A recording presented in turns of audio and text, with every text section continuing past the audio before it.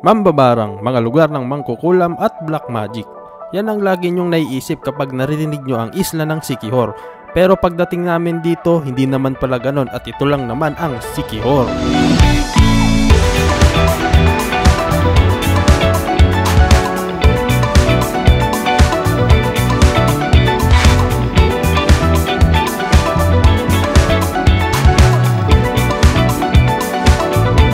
Matatagpuan ng Siquijor sa Central Visayas at isa sa mga pangatlong pinakamaliit na isla sa probinsya ng Pilipinas. Sa panahon ng kolonyalismo, tinawag ng mga Kastila ang isla na Isla del Fuego o Island of Fire dahil kapag natatanaw nila ang isla sa gabi, ito ay nababalot daw ng liwanag ng mga alitap-tap. At sa dami nito ay parabang naglalagablob na malaking apoy. Mula Maynila ay sumakay kami ng eroplano papuntang Dumaguete.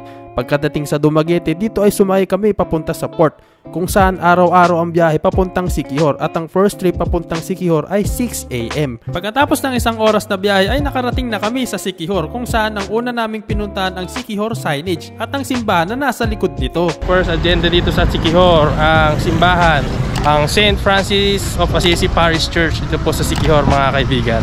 Ang St. Francis Assisi Church ay tinayo pa noong February 1, 1783 at kauna-una ang simbahan na naitayo sa isla at bukod tangi lamang ito sa nakalipas na 50 years.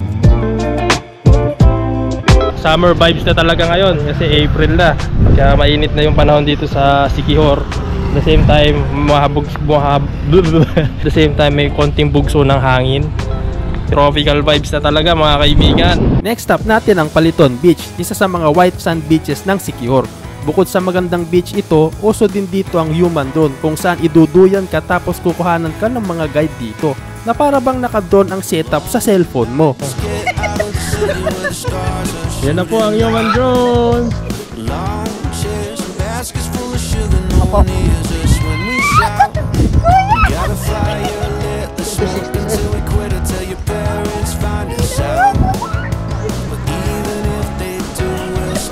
Human drone. Oh my God! Papalagbasin ba natin ng human drone? Siyempre, sinubukan natin yan. Human drone! Yay!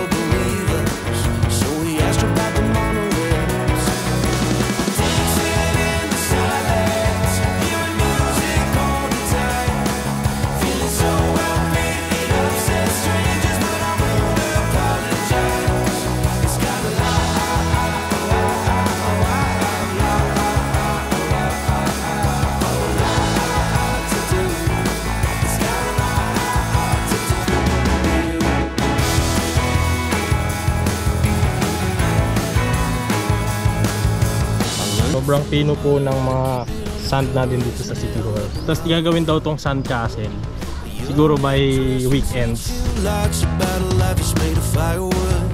Kaibigan, nandito na tayo ngayon sa public pool Siquijor. At running water to, yung exit point ng tubig is sa dagat. Pero spring water yung tubig. However, ang the best dito sa pool na to, libre lang to, walang bayad kahit ano. Nasa pinakabayan to ng San Juan, Siquijor. Kaso malalim, di tayo walang mababaw. Dito na tayo, magpapakain na tayo ng paa. Dito tayo sa Old Balete Tree. Ayon sa mga lokal, ang Old Balete Tree daw ay nasa 4 na siglo na daw ito. Sa Philippine folklore nga, ang Balete Tree ay pinagmamahayan daw ng mga engkanto o espiritu. Pero kakaiba nga ang Balete Tree na ito dahil sa paanan nito ay may isang natural fall na malinis. Tapos may mga isda dito kung saan pwede mong ibabad ang iyong paa at kakainin ng mga isda ang mga excess na balat sa iyong paa. Tinatawag din itong fish spa.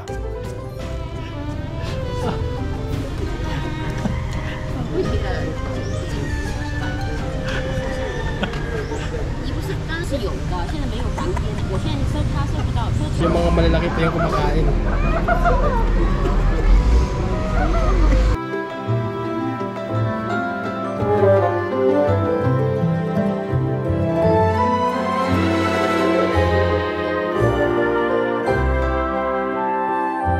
Sa labas ng Balete Tree ay may mga pasulubong na pwede ninyong bilhin. Iba't ibang mga souvenirs at isa sa mga nakuha ng aking atensyon ang mga kakaibang gamot kung saan epektibo daw ito. Dahil alam naman natin na napabalita noon na puno daw ng misteryo at black magic ang isla. Ngunit dahil sa mga balita na ito ay nakasanayan ng mga tao na ito ay nakakatakot. Ngunit wala naman tayong dapat ikatakot dahil ito lamang ay kanilang mga nakagawi ang paraan ng panggagamot. At kung tutuusin niya ay tinawag din ng isla bilang Healing Island. Sumaglit din kami sa hapitanan kung saan kumuha tayo ng mga picture. Tamang-tama ito sa mga Instagram o Facebook post.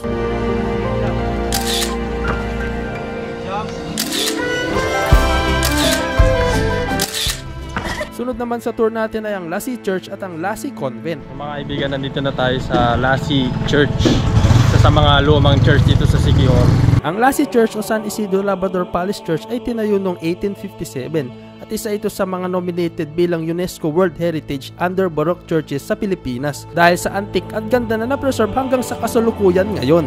Dito tayo sa pinakamalaking konbento sa buong Asia. Dito pala sa Siquijor, yun. Di ko lang ngayon ko lang nalaman yun ha. Ang simbahan ay kilala din dahil sa Lassie Convent kung saan ito ay isang dating kumbento noong panahon ng mga Kastila.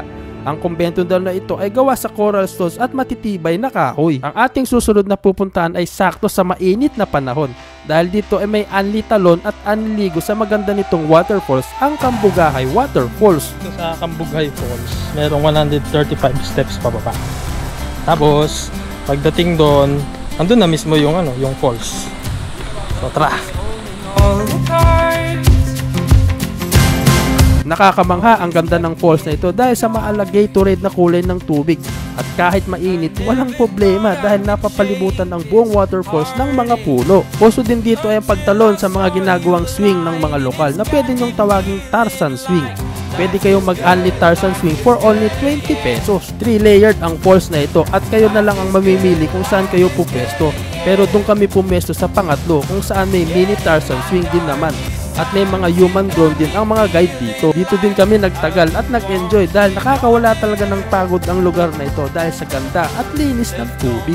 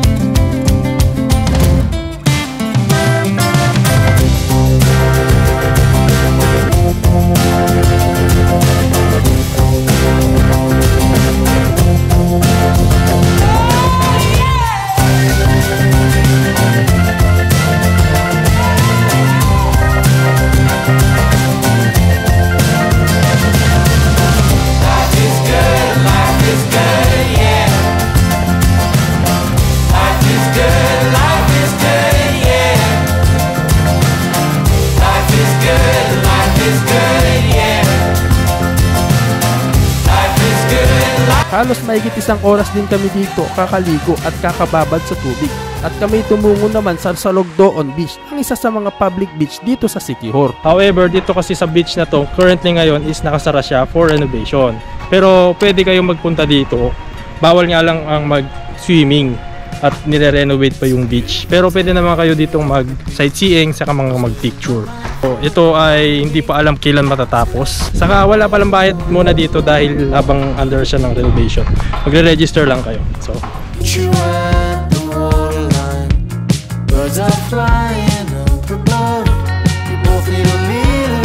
may era din ito para sa cliff diving. Kung bukas lang ito, panigurado madaming tatalon dito. Dito nagpahinga na lang kami at in-enjoy ang magandang view ng dagat.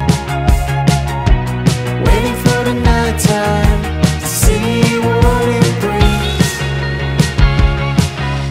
And I'm still living deep in my head. Sometimes I feel my eyes there. Maybe tonight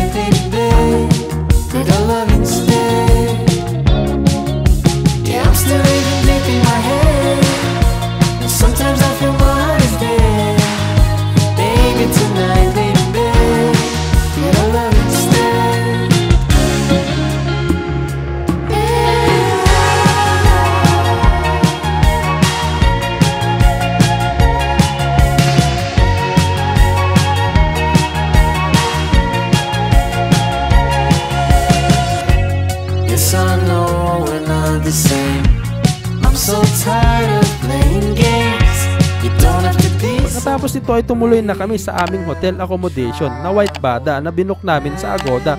Kung gusto ninyo itong i-book, ilalagay ko sa description link ang White Bada. Kinahaponan kami ay nagpunta sa dagat upang mag-sunset viewing at sakto din na low tide kaya nakapaglakad-lakad kami. Kinabukasan ay kami ay nagpack na upang pumunta sa kanilang port at dito ay babalik na kami sa Dumaguete. Nagbago ang aking impresyon sa lugar na ito kung saan dati alam ko lang ang Siquijor sa mga negatibong bagay na kumakalat.